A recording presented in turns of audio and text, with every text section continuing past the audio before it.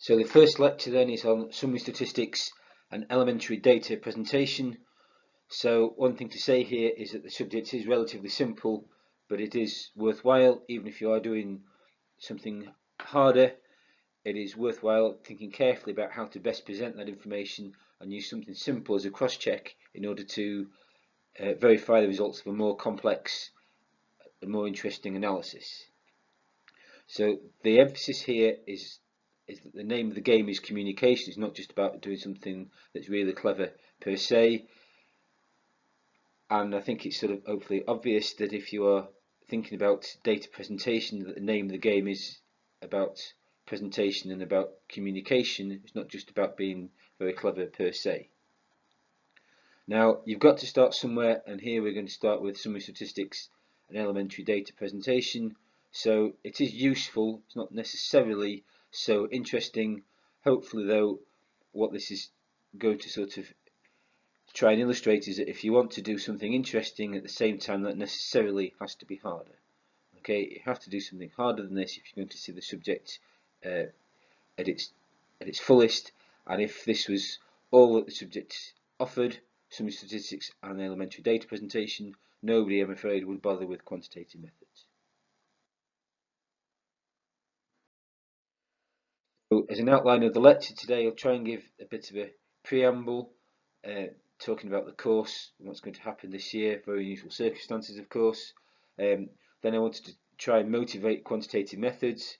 So I'm biased, I'm a mathematician, I naturally think this is interesting. I'll allow you to disagree with me on that, but certainly I think the subject is important. Now there were sort of two main topics I wanted to try and motivate here. So these are mathematical, but in the main you can motivate these purely pictorially, and I think that is important. So I wanted to talk about location and scale as two interesting ways of looking at a general data set. And I also wanted to talk about regression type problems. Now regression type problems are very important for mathematics, statistics and for finance research. I don't trivialise it in any way. It's important for financial research, it's important for dissertation students. In some ways you can view this as just an extension of high school mathematics. And then we'll talk about some data presentation, and again my point that I was trying to make earlier, that communication is really important. There are some exercises at the end of the slides. These exercises are listed in the study book, and the full solution to these exercises are also in the study book, so you can get the solution to the exercises before the tutorial class. So my contact details then, so my name is John or Dr. Fry, my email address is j.fry1@bradford.ac.uk, my office is Pemberton P0.01, it's on the first left, and the office hours I don't know yet, but I will make sure to put a note about these on Canvas. And I ought to say here that whilst I've got a contact for individual face-to-face meeting on campus or via email, if not, I'm not sure what is going to be possible this year with the COVID restrictions. Now I've sort of said that, because it was sort of what I was meaning at the time, but I suspect that most things will have to be by email this semester. Now I also ought to say that if you do arrange a meeting with me on campus, could you please also let me have your mobile number, because certain things might change at the last minute on campus. So for instance, I'm not completely convinced that I'm going to be able to get a staff card that operates the door, for instance. So it'd be best if you arrange to meet me on campus that you make sure I've got your contact details if I need to contact you at the last minute.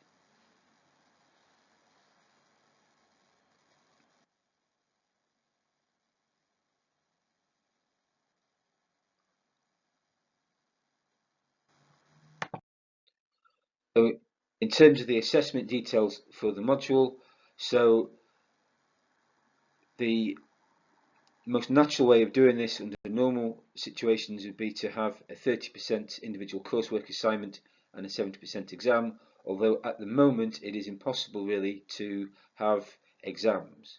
So with these sort of very unusual, very unprecedented circumstances, the assessment for the module will be a 100% individual assignment.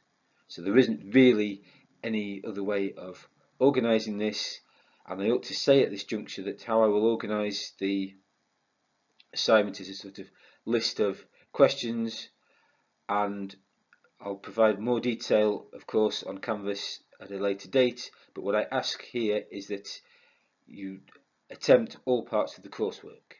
So if you attempt all parts of the coursework, it should be very likely that you'll do well and you'll at least pass the module. If you do, as some of my past students have done, and don't complete all parts of the assessment, then it is possible to fail and not score so highly. So please try, when the time comes, to answer every part of the individual assignment, otherwise you may not get a very high mark.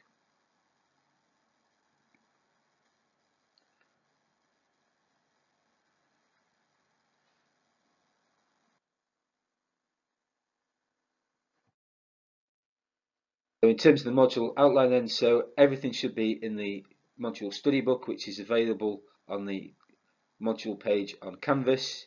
So as discussed in the module workbook, we discussed 10 basic topics with a view to specifically guiding people with respect to the sorts of quantitative analyses that may be needed in dissertation projects. So the materials you've got are the study book, and then the slides match the study book, and they've got these recorded lectures. And I ought to say here that in the past people have been able to sort of teach themselves using the lecture slides, but you've got more resources available for you this year. Now what I'll try to do is discuss examples using both R and E views. Now that's perhaps a little bit much to try and attempt. It's of course complicated because we haven't really got campus access this year. I would emphasise R, so R is more important, but I have some E-views notes and I wanted to sort of try and teach E-views as much as I can, although it is not very easy to do this off campus without access to campus computers, etc. So just to compare the two very briefly, so R is generally better.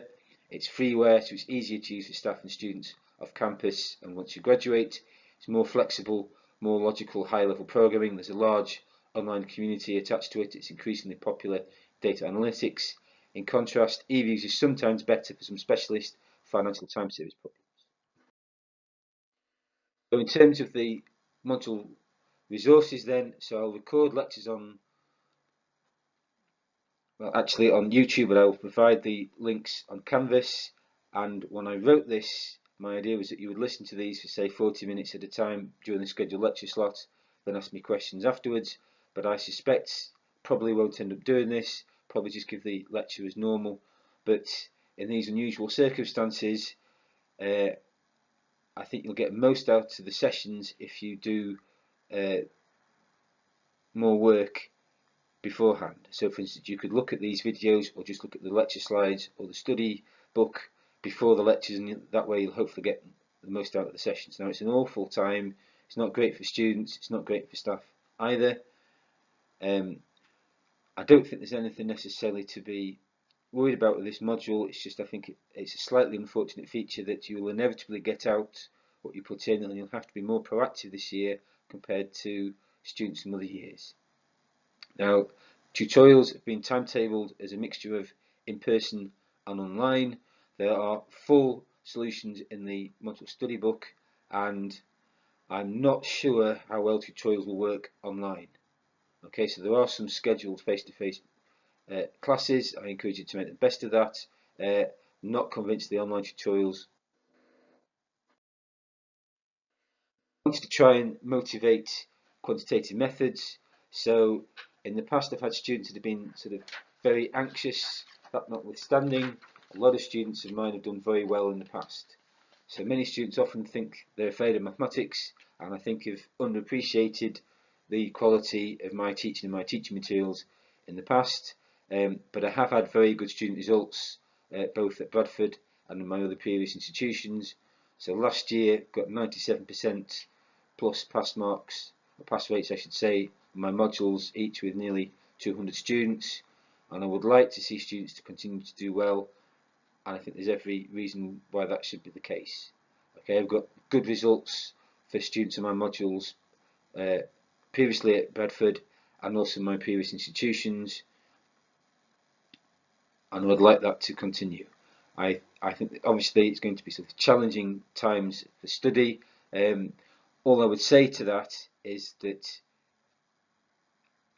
I think there's just going to be more emphasis on students have to be more proactive than in previous years. Try and make more resources available to try and compensate, but I think there's going to be limitations what we're going to be able to provide as staff, and there's going to have to be more emphasis on students being proactive, I'm afraid.